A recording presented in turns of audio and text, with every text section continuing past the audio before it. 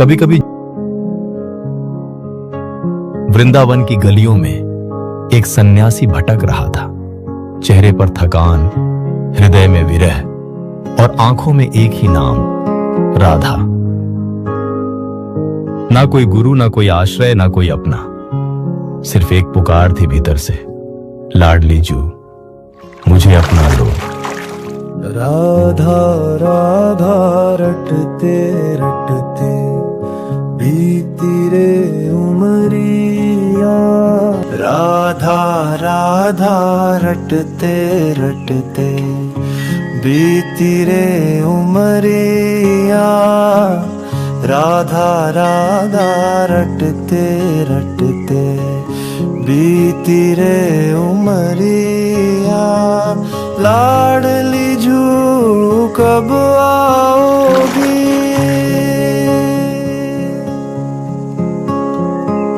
लाडली जू कब आओगी, इस दास की डगरिया, राधा राधा रटते रटते बीती रे उमरिया, राधा राधा रटते रटते बीती रे उमरिया, लाडली जू कब आओगी, दास की डगरिया, राधा राधा रटते रटते।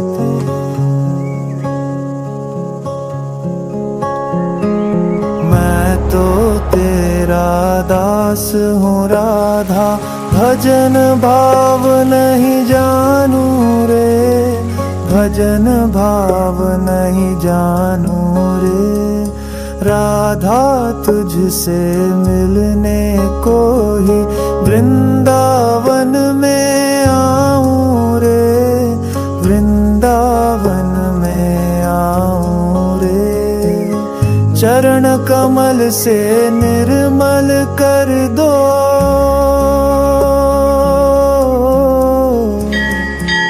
चरण कमल से निर्मल कर दो, दास की झोपड़ियाँ,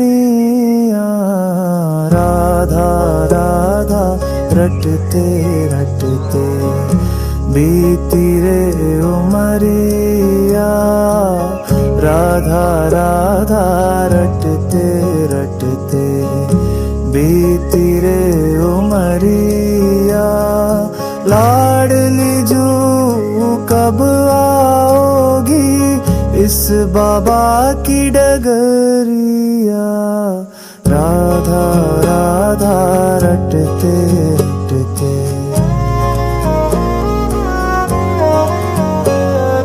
राधा राधा रटते रटते।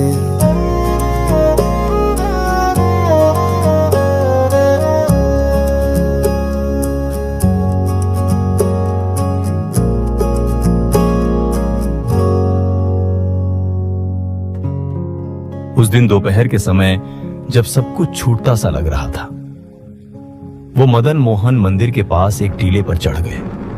वहां बैठकर विरह से भरे हृदय से लाडली रानी से विनती करने लगे, हे राधे, अगर आप सच में मेरी हैं तो इस वृंदावन में बस एक कोना दे दीजिए, जहां मैं आपकी चरण रज में ये जीवन बिता सकूं, वरना आज की रात बनारस लौट जाऊंगा। उस टीले पर बैठकर उन्होंने अपना हृदय जैसे बहा दिया। आंखें नम थीं, पर मन भीतर से बिल्कुल टूट चुका था। राधा राधा रटते रटते बीती रे उमरिया, राधा राधा। कुछ देर वहां बैठे रहने के बाद वो धीरे धीरे नीचे उतर आए।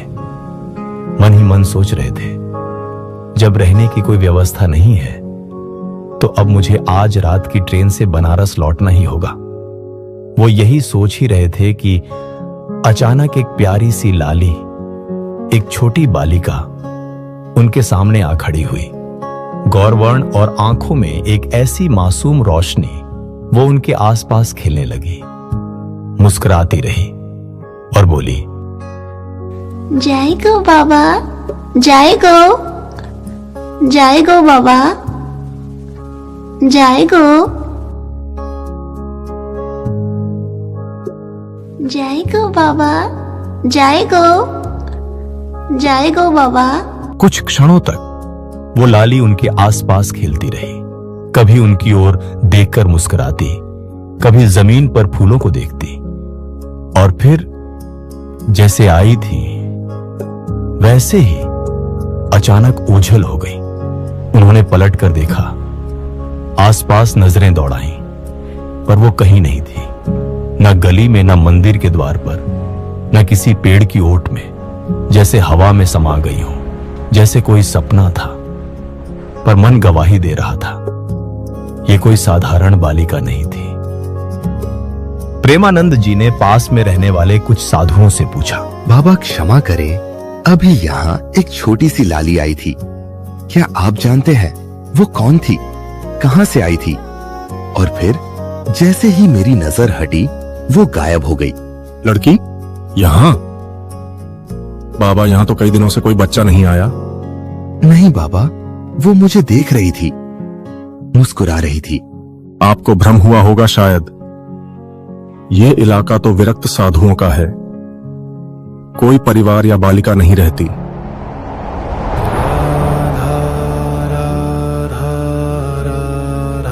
यह वृंदावन है बाबा, यहाँ सब कुछ संभव है।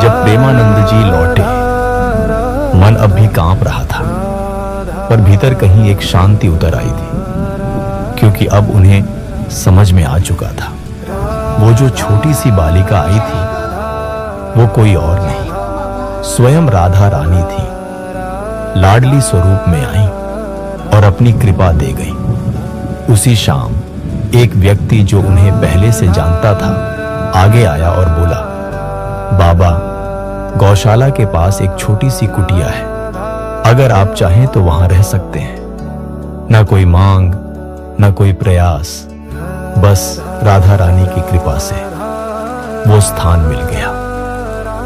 अब उन्हें समझ आ चुका था, वो साथ तब भी थी, हर क्षण थी, बस दिख नहीं रही थी।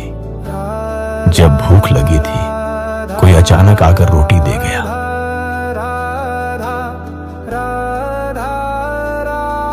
जब बारिश में भीगने लगे, कोई चुपचाप चादर रख गया।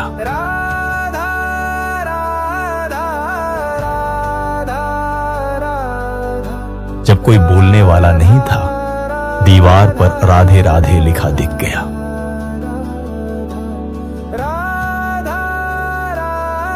उन्हें अब ये एहसास हो गया है कि ये कोई संयोग नहीं था, ये लीलाएं थीं लाडली रानी की, जिसे सबने अकेला समझा। वो तो हर पल राधा रानी की बाहों में था। उनकी कृपा ने ही उन्हें भोजन दिया, उनके शरीर को ठंड से बचाया और मन को भटकने नहीं दिया। जो कुटिया उन्हें मिली वो भी लाडली जी की ही व्यवस्था थी, और वहीं से शुरू हुआ वो अद्भुत जीवन, जहां एक साधक, एक विरक्त, एक प्रेमी धीरे धीरे रसिक संत बन गया।